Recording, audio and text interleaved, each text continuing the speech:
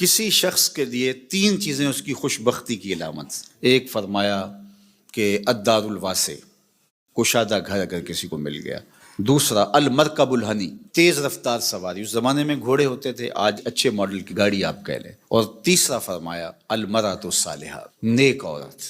نیک عورت اللہ کا انعام ہے۔ اس کی تشریح بھی فرمائی کہ نیک عورت کون ہے۔ فرمایا جب تم اسے حکم دو تو وہ بجا لائے، اور جب تم اسے دیکھو تو تم خوش ہو جاؤ۔ تو یہ نیک عورت کی علامت بیان فرمائی گئی۔ تو نیک عورت آنے والی نسلوں کی ضامنہ بنتی ہے، اس لیے اچھی بیوی تلاش کرنا، اور کل وہ بیوی ماں بننے والی ہے اور آپ کی نسلیں اس کی گود میں پلیں گی، اور وہ ضامنہ ہے آپ کی نسلوں کی۔ اگرچہ یہ درست ہے کہ مرد کی اثرات اولاد کے اوپر مرتب ہوتے ہیں۔ الولد سر لابیہ، یہ فرمایا گیا کہ جو بیٹا ہوتا ہے یا بیٹی ہوتی ہے وہ باپ کا راز ہوتی ہے۔ باپ کے اثرات اولاد کے اندر ظہور پذیر ہوتے ہیں، اس میں کوئی شک نہیں، لیکن تربیت کا جوہر خاتون کے ہاتھ میں، ماں کے ہاتھ میں۔ تو مائیں ہی اولاد کو صالحہ اور پاکیزہ بناتی ہیں۔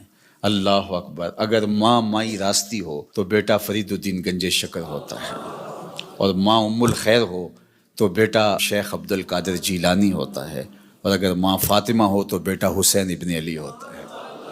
اس لیے جو نکاح کا معیار اسلام نے دیا ہے، اللہ کے محبوب علیہ السلام نے ارشاد فرمایا عورت سے نکاح 4 وجہ سے کیا جاتا ہے۔ یعنی کوئی بھی کسی سے نکاح کرتا ہے تو اس کے جو دواعی ہیں، جو محرکات ہیں، وہ 4 ہیں۔ سب سے پہلا فرمایا لمالہا، عمومی طور پہ یہ لوگوں کے رویے ہیں جو حضور نے بیان فرمایا۔ مال کی وجہ سے لوگ کسی سے نکاح کا رشتہ جوڑتے ہیں۔ دوسرا فرمایا لحسبہا، کسی کے حسب و نسب کی وجہ سے، خاندانی وجاہت کی وجہ سے رشتہ جوڑا جاتا ہے۔ تیسری بات فرمائی ولجمالہا، کسی کی خوبصورتی کی وجہ سے رشتہ جوڑا جاتا ہے۔ اور پھر آقا کریم علیہ السلام نے چوتھا فرمایا لدینہا، کسی کے دین کی وجہ سے اس کے ساتھ رشتہ جوڑا جاتا ہے۔ پھر آقا کریم نے فرمایا کہ تم اپنے غلاموں کو تلقین فرمائی کہ تم نکاح کرتے ہوئے دین دیکھا کرو۔ اللہ اکبر!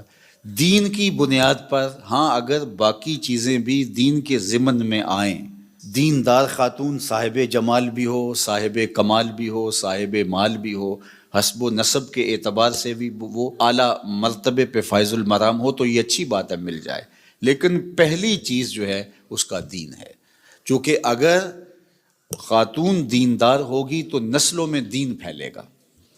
اس لیے نسلوں میں دین کی ترویج یہ مقصود ہے مسلمان کا۔ ایک بہت بڑا شاعر ہوا ہے ابو الاسود الدؤلی، اس نے ایک دن اپنی اولاد سے مخاطبت کرتے ہوئے کہا کہ میں تمہارے اوپر تمہارے پیدا ہونے سے پہلے بھی احسانات کیے ہیں، اور تمہارے پیدا ہونے کے بعد بھی بڑے احسانات کیے ہیں۔ تو بچوں نے کہا کہ پیدا ہونے کے بعد کے احسانات تو سمجھ میں آتے ہیں، آپ نے ہمارے لیے ہمارے پیدا ہونے سے پہلے کیا احسان کیا ہے؟ تو ابو الاسود الدؤلی کہنے لگا کہ میں ایک شاعر تھا، اور شاعر کی طبع میں حسن پسندی ہوتی ہے۔